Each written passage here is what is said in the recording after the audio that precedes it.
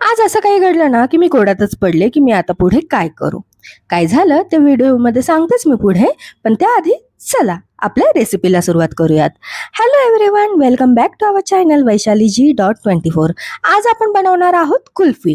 त्यासाठी मी 1 litre full cream milk घेतलेलं आहे आणि ते दूध पूर्णपणे उकळवलेलं आहे. उकळल्यानंतर त्याच दुधात आपल्याला 6 ब्रेड टाकलेले आहेत मी.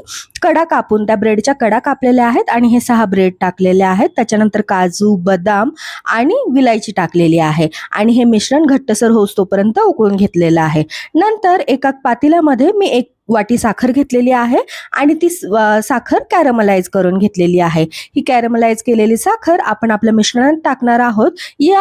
अशी कॅरमलाइज साखर करून घेतल्यामुळे या आपल्या कुल्फीचा रंग खूप छान येतो. ही व्यवस्थित टाकून सगळे एकजीव करून घ्यायचं आहे, व्यवस्थित मिक्स करून घ्यायचं आहे.